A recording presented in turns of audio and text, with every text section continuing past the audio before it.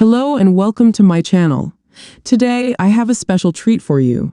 5 crime documentaries that will keep you on the edge of your seat. These are some of the most shocking, intriguing, and mysterious cases that have ever been captured on film. Whether you are a fan of true crime, forensic science, or psychological thrillers, you will find something to enjoy in this video. So, before we start, please make sure to hit the subscribe button and the bell icon so you don't miss any of my future uploads. Now, let's dive into the dark world of crime documentaries.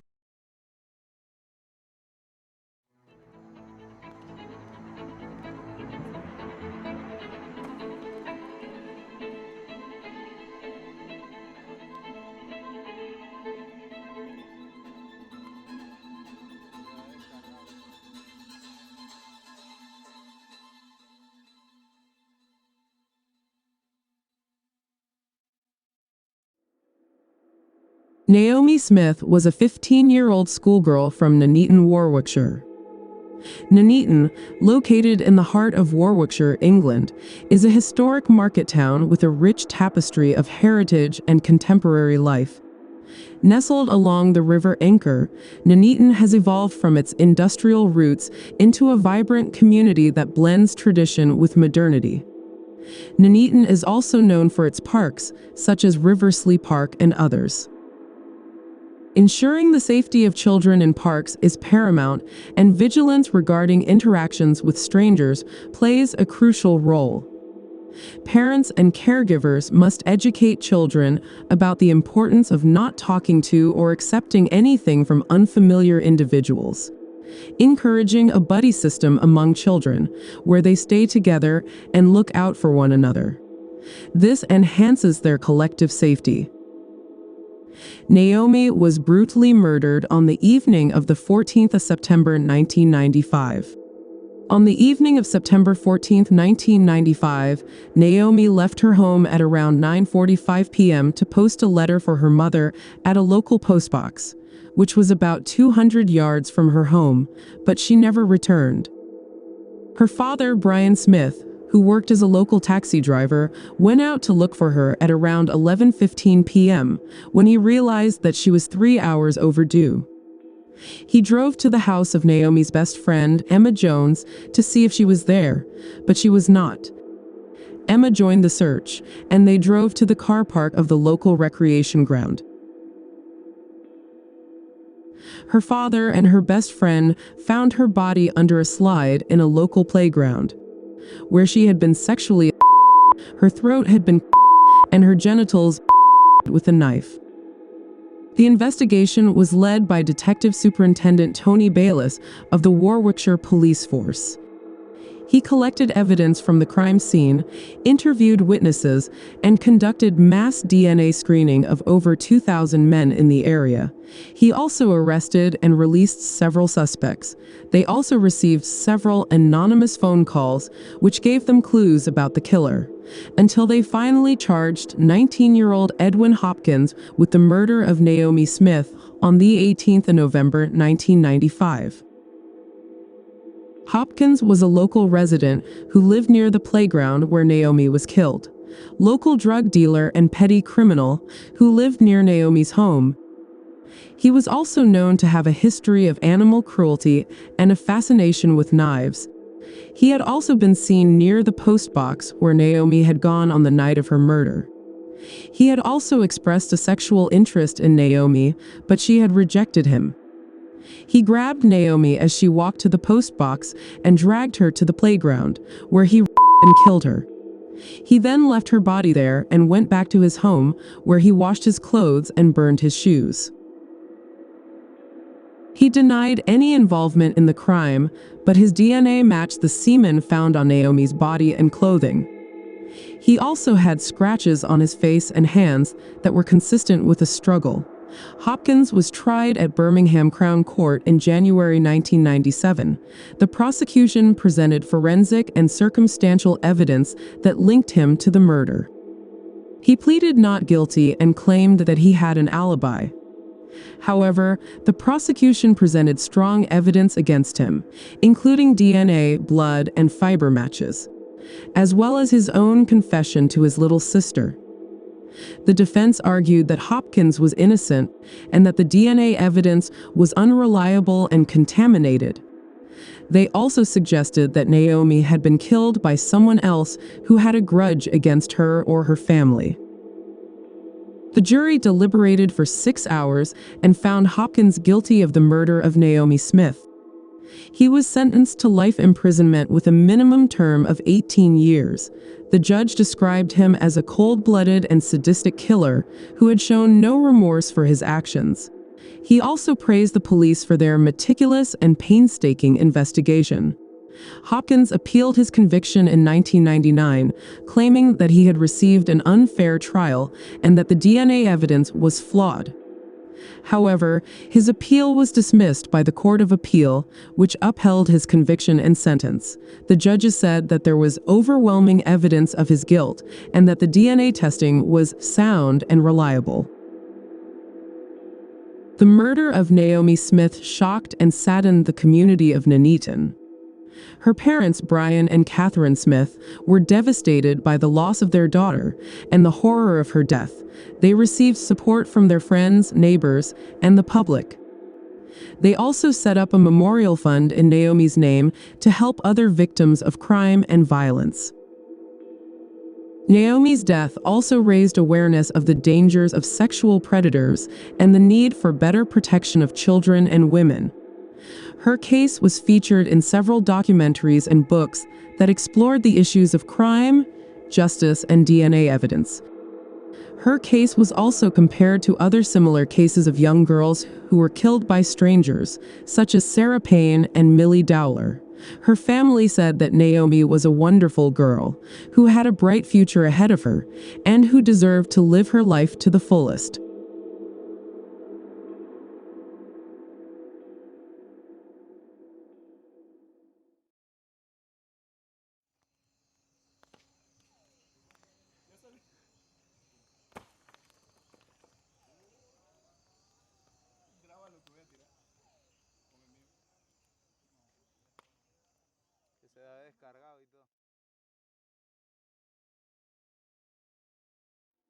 Nowadays, in this attention-seeking era, there are many people who chase up fame on the internet by doing the most absurd things. Just to chase an attention for a limited time, there are many creators and streamers who rely on their social media platforms to gain money and status. But amongst those, there are some people who takes it too far. Zachary Latham, an 18-year-old TikToker, was living in Vineland, New Jersey, when he became embroiled in a feud with his neighbors, the Durham family. Latham had gained a following on TikTok due to his love of cars. However, his quest for fame on the platform would soon take a dark turn.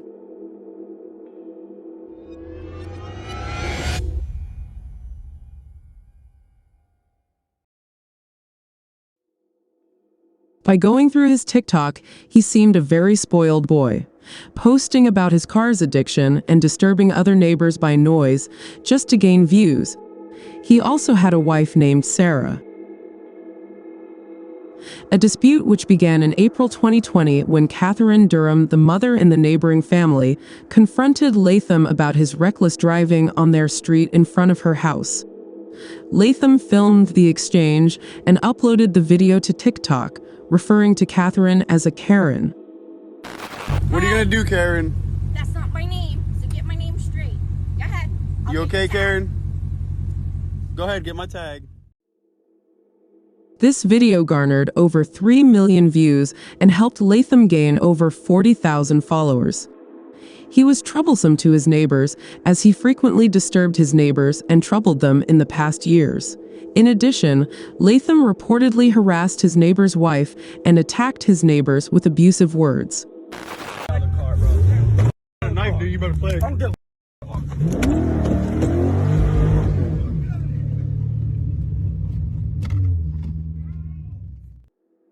The situation escalated when Catherine's husband, William Durham, and their 2 sons got involved. Heated exchanges continued after Latham ridiculed the Durhams on social media. In one instance, Latham promised to reveal the Durhams' home address if he got 1 million views on subsequent TikToks.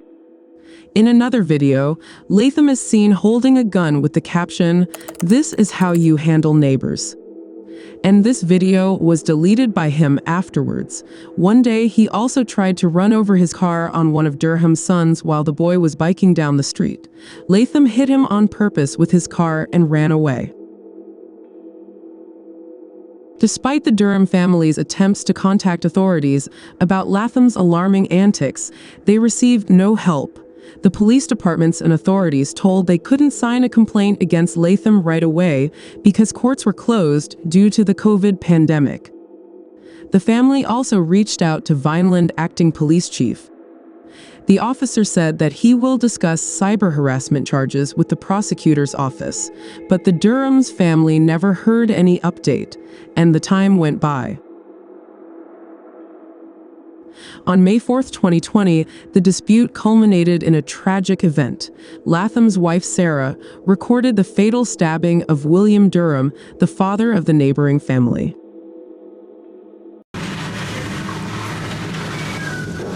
I promise you, you better back up because you're not going to like what's coming out.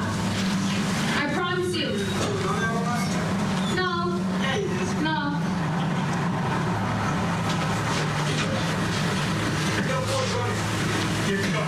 Back out. Back up. Babe!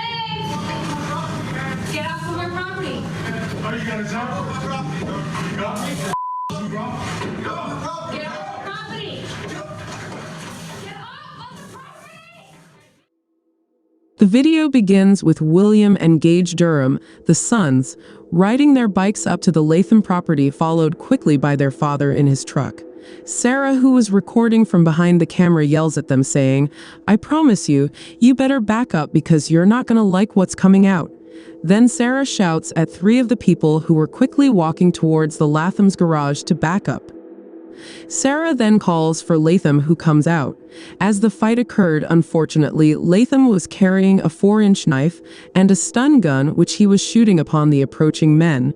The younger Durhams back him into the garage as Latham swings his arm around.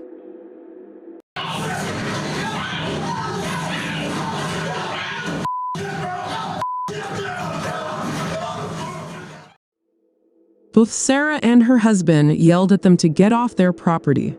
The three Durham family members back Latham into the garage. The camera gets shaky, but one of the last clear images is of their father covered in blood walking out of the garage.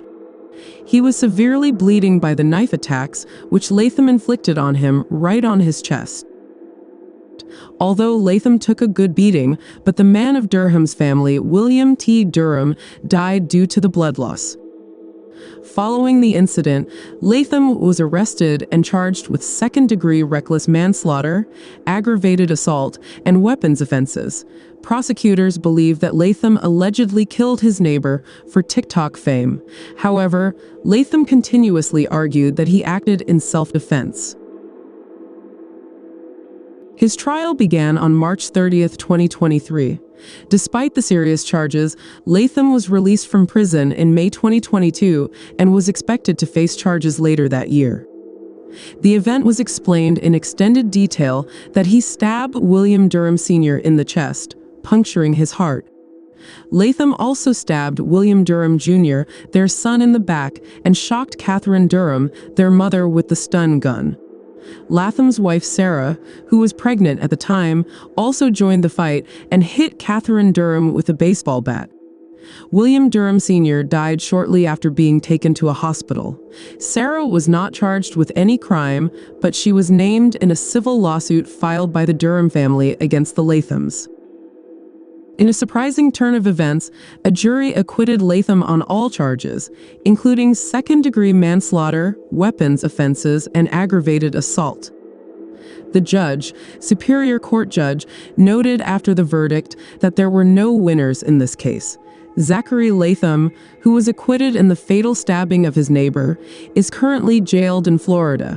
He faces several charges, including aggravated stalking, sexual voyeurism, and violating a restraining order. He is being held in the Lee County Jail in Florida on $110,000 bail. This case has sparked a significant amount of attention and debate, particularly regarding the influence of social media on behavior and the pursuit of online fame. It serves as a stark reminder of the potential real-world consequences of online actions and behavior of people and on people. The conflict that led to the fatal clash was a result of a long-standing animosity between Latham and the Durham family over abusing their mother, Latham's dangerous driving, and his TikTok posts ridiculing the Durhams. The Durhams blamed Latham for veering his truck at their 17-year-old son, who was on his bike, and chased him to his home to challenge him. Zachary Latham said he stabbed William Durham Sr. in self-defense, but the Durhams accused him of being a ruthless murderer who sought to gain fame on TikTok. What do you think about this case? Was Latham doing it for fame, or it was his self-defense? Tell in the comments.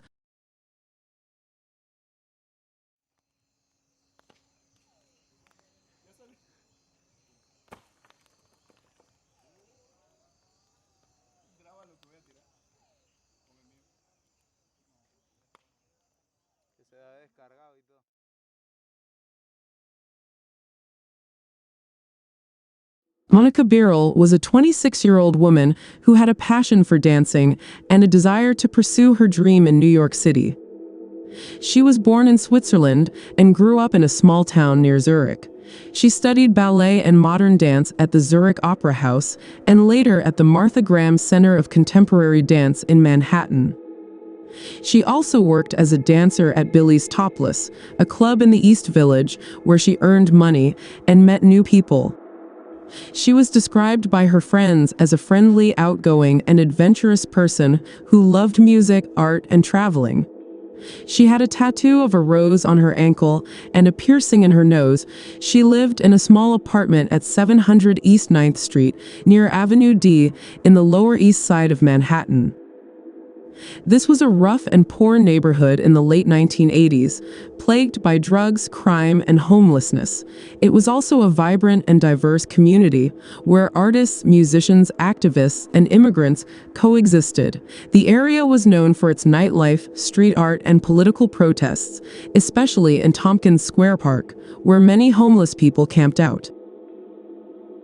Monica often visited the park, where she met Daniel Rockowitz and other people from different walks of life. She was curious and open-minded about different cultures and beliefs, but she also had a naive and trusting nature that made her vulnerable to manipulation and violence. There she met Daniel Rockowitz, a 28-year-old marijuana dealer and self-proclaimed cult leader in the East Village. They became roommates because Monica needed an apartment and Daniel offered to share his. They met in the East Village, where they both frequented the same places, such as Tompkins Square Park and Billy's Topless Club. They also had some common interests, such as dancing, music, and art. And possibly they turned into lovers and had a sexual relationship for a short time, although some of Daniel's friends disputed that claim. Daniel was an eccentric and unstable person who owned a pet rooster and founded his own religion that he named the Church of 966. He was known for feeding the homeless people in Tompkins Square Park with food he obtained from donations or dumpster diving. However, their relationship was not based on mutual respect or affection, but on convenience and manipulation. After some time of their good relationship, Daniel took advantage of Monica's vulnerability and naivety and abused her physically and emotionally. As Monica wanted to get rid of Daniel and wanted him to kicked out of her room, but he refused to leave and threatened to harm her or himself.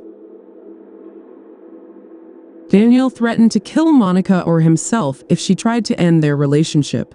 He also told her that he had a gun and a knife, and that he would use them if she left him. He was possessive, jealous, and violent towards her, and he tried to isolate her from her friends and family. He also self-claimed that he was a messenger and that she was his disciple and that they had a special mission to save the world.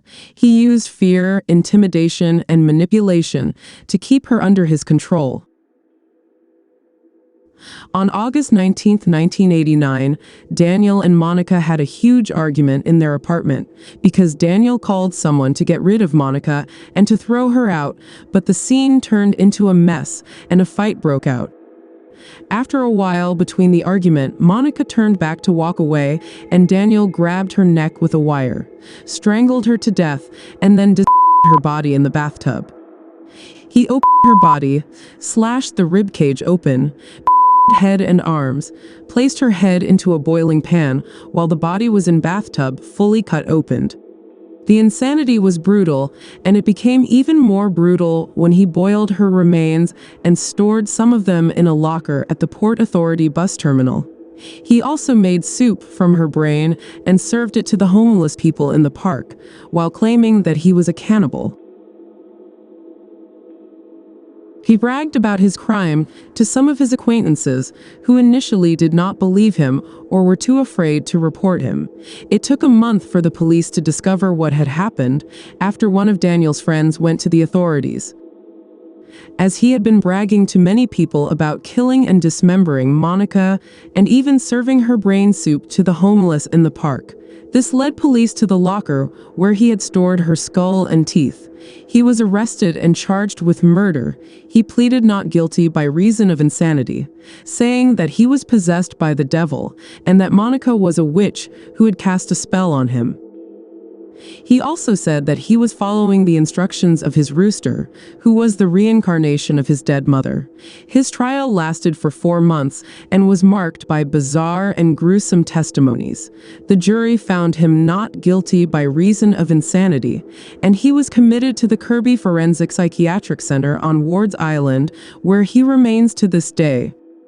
While in 2004, a jury reviewed his case and decided that he was still mentally ill and dangerous and should not be released. The case of Monica Birrell and Daniel Rockowitz shocked and fascinated the public, especially in the East Village, where they lived. It was one of the most notorious and sensational murders in New York City's history, and it inspired several books, documentaries, and songs. The case attracted a lot of media attention and public interest, especially in the East Village, where they lived. Some of the residents of the neighborhood were outraged by the brutality and savagery of the crime and demanded justice for Monica. Others were intrigued by the bizarre and sensational aspects of the case, such as Daniel's cult, rooster, and soup. Some even sympathized with Daniel, who was seen as a harmless eccentric and a benefactor of the homeless. The case also sparked a debate about the mental health system, the criminal justice system, and the social conditions of the Lower East Side in the late 1980s.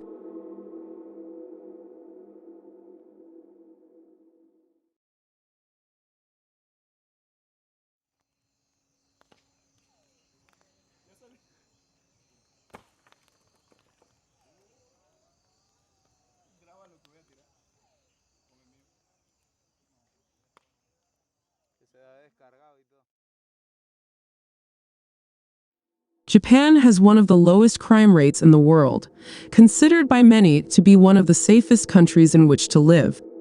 Reports mention that it is possible to see people who leave the doors of their homes open, children who walk to school alone without the risk of being kidnapped or even robbed. Such crimes practically do not exist in the land of the rising sun. But that's not to say that a barbaric crime doesn't happen from time to time. In Japan, there have been some gruesome crimes that shocked the Japanese community and world population to the core. One such instance is the Nevada Tan case.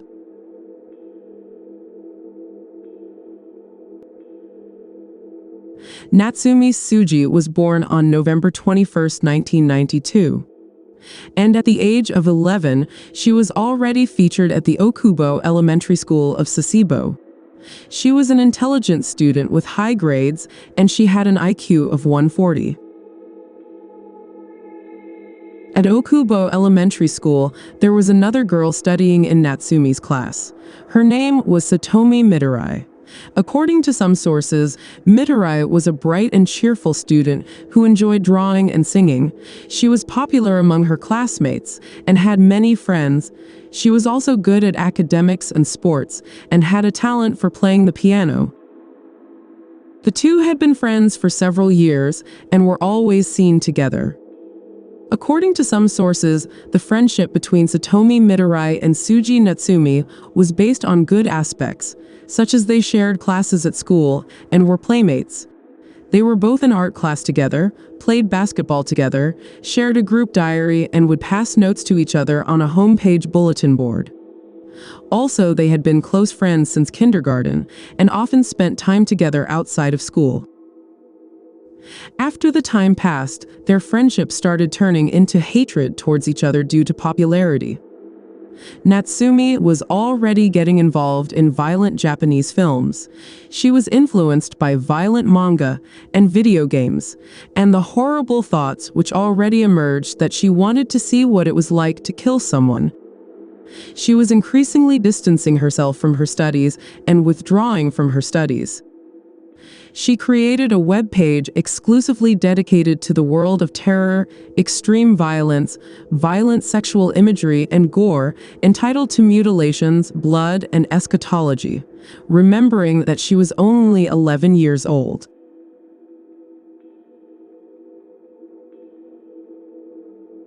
Soon on a fateful day, a quarrel occurred between the two girls over messages left on the internet. Suji claimed that Mitarai had slandered her by commenting on her weight and calling her a goody-goody in front of everyone. The little girl, who was already obsessed with blood and gore, did not take Mitarai's actions well, and had already targeted her friend to be a victim of an unimaginable act. Already, she planned the act when she was leaving her home. After this, in an empty classroom during the lunch hour, Suji lured Mitarai into the room by asking her to talk, and then attacked her with a box cutter that she had brought from home on the same day. She attacked Mitarai, cutting her throat, and attacked multiple times at her arms. Mitarai, surrounded in a puddle of her own blood, by slash wounds to her arms and her throat, she was left to bleed to death on the classroom floor. After that, with bloody clothes and hands, she returned to class as if nothing had happened. Her teacher, seeing her covered in blood and with the box cutter in her hand, raised the alarm. Soon, the terrifying truth would reveal itself, leaving everyone perplexed. Satomi was pronounced dead at the scene. One of the paramedics who had arrived on scene stated, "I tried to take the girl's pulse but couldn't because her neck was cut so extensively." Suji was arrested and taken into custody, where she expressed remorse and apologized to the police. She spent the night at the police station, often crying and refusing to eat or drink. She was later diagnosed with a personality disorder and a dissociative disorder. Because of her young age, Suji's name and identity were not officially released to the public, and she was referred to as Girl A in the media. However, her name was accidentally revealed on a Fuji TV broadcast, and some internet users publicized her photos and personal information based on a picture shown on television. Suji also became the subject of an internet meme known as Nevada Tan, based on a photo of her wearing a University of Nevada Reno sweatshirt. The meme depicted her as a cute but murderous character and spawned various fan art, comics, and videos. Some people even idolized her as a symbol of rebellion and anti-conformity. On September 15, 2004, a Japanese family court ruled to institutionalize Suji, putting aside her young age because of the severity of the crime. She was sent to a reformatory in Tochigi Prefecture, where she received psychological treatment and education. The court originally sentenced her to 2 years of involuntary commitment, but extended it by 2 more years in 2006, following a psychological evaluation. She was released in 2008 when she was 16 years old. The murder of Satomi Mitarai by Natsumi Tsuji had a profound impact on Japanese society and culture. It sparked a debate over the age of criminal responsibility, the influence of media violence, the role of parents and teachers, and the mental health of children. It also raised questions about the privacy and safety of internet users, especially minors. The case also inspired several books, films, and manga, such as Confessions, Nobody Knows, and School Live.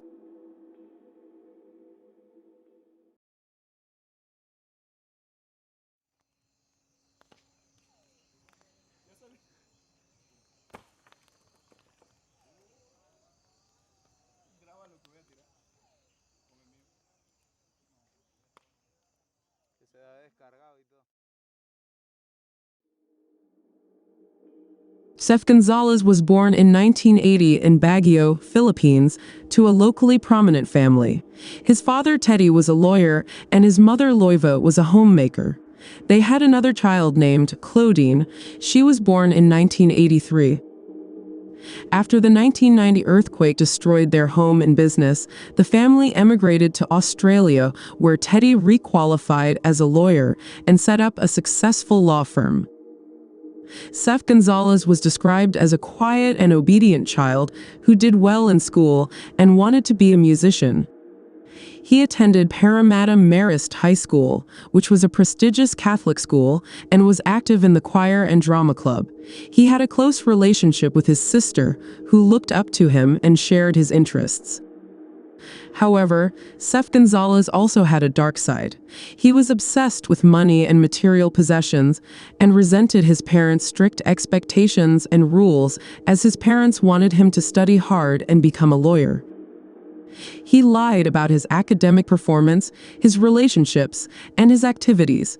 He forged his grades, cheated on exams, and dropped out of university. He also had a history of violence and cruelty, such as torturing animals, threatening classmates, and assaulting his girlfriend. He harbored fantasies of killing his family and inheriting their wealth.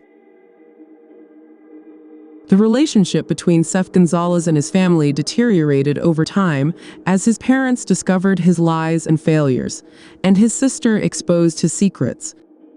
His parents threatened to disinherit him, cut off his privileges, and send him back to the Philippines. His sister became distant and fearful of him. Seth Gonzalez felt angry, humiliated, and betrayed by his family, and plotted a heinous act. Seth Gonzalez called the emergency services on July 10, 2001, at around 6:30 p.m. and reported that he had found his family dead in their home. He said that he had been out with a friend and that he had returned home to discover the bodies. He also said that he saw the words, "Fuck off Asians," spray painted on a wall, and that was a suspicion that his family was killed by a racist intruder. The police arrived at the scene shortly after and found out that the crime scene was very gruesome and bloody. The police found the bodies of Seth Gonzalez's parents, Teddy, Loiva, and sister Claudine in different rooms of their house, each with multiple stab wounds and signs of struggle. They also found a baseball bat that was allegedly used to bludgeon the sister, and a knife that was the murder weapon. They also noticed the spray-painted message on the wall, which they initially took as a possible motive for the crime. Seth Gonzalez was taken to the police station, where he gave a statement and acted as a grieving son and brother. He claimed that he had no idea who could have done such a thing, and that he loved his family very much. He also gave the name and phone number of his friend, who he said could confirm his alibi. Sorry, I never told you all I wanted to say. Seth Gonzalez sang at his family's funeral as he was a grieving son and brother. He chose the song "One Sweet Day" by Boyz II Men and Mariah Carey, which is about losing a loved one and hoping to see them again in heaven. However, his performance was seen as inappropriate and cringeworthy by many people, especially since he sang a cappella and had a bad voice. Some sources suggest that he sang to satisfy his narcissism and ego, as he had a delusional belief that he was a talented singer and had a record deal. However, on the other side, police was on the hunt and soon became suspicious of his story, as they found some inconsistencies and clues that pointed to him as the killer. They also learned that he had a history of violence and deception, and that he had a motive to kill his family for their money. On one wall, they saw the words, "Fuck off Asians," spray painted in blue, which was later revealed to be a false clue planted by Gonzalez to mislead the investigation. It was revealed that he had left traces of blue paint on his clothes. The police also noticed some inconsistencies and suspicious details in the crime scene, such as the lack of forced entry, the absence of fingerprints or DNA from the intruder, the presence of Gonzalez's fingerprints and DNA on the murder weapon and the spray can, and the fact that Gonzalez had taken a shower and changed his clothes before calling the emergency services. However, the police soon found out that he was lying. They discovered that he had no alibi. They also found evidence that he had planned the murders for months, such as buying knives, gloves, and spray paint. These clues led the police to suspect that Gonzalez was the killer, and they eventually gathered enough evidence to arrest and charge him. He was arrested on June 13, 2002, and charged with 3 counts of murder and 1 count of threatening product contamination. He pleaded not guilty and went to trial in 2004. The trial lasted for 6 months and involved over 200 witnesses and thousands of exhibits. The jury found him guilty on all charges, and he was sentenced to life imprisonment without parole. He has since appealed his conviction and sentence several times, but has been unsuccessful. He recently applied for a royal pardon, claiming that he was innocent and that his trial was unfair. The case of Seth Gonzalez is one of the most shocking and violent crimes in Australia's history. 20-year-old Filipino-Australian man who brutally murdered his parents and sister in their home in North Ryde, Sydney, on July 10, 2001.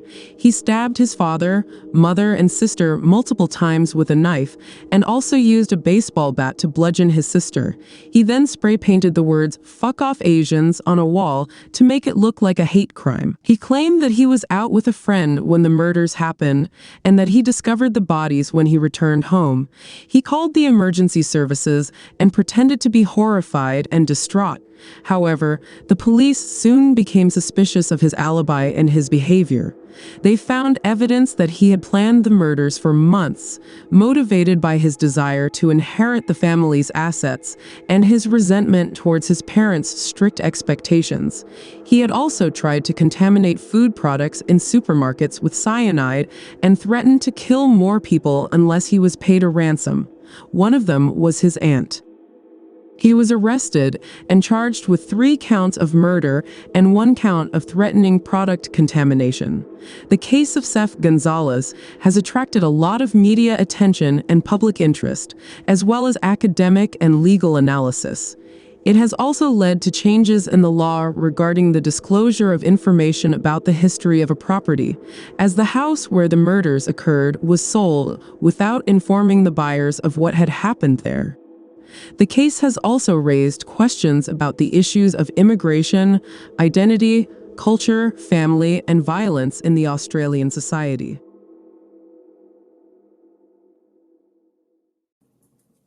I hope you enjoyed this video and learned something new. If you did, please give it a thumbs up and share it with your friends. And if you want to see more videos like this, don't forget to hit the subscribe button and the bell icon so you never miss an update from me. Thank you so much for watching, and I'll see you in the next one. Stay safe and curious.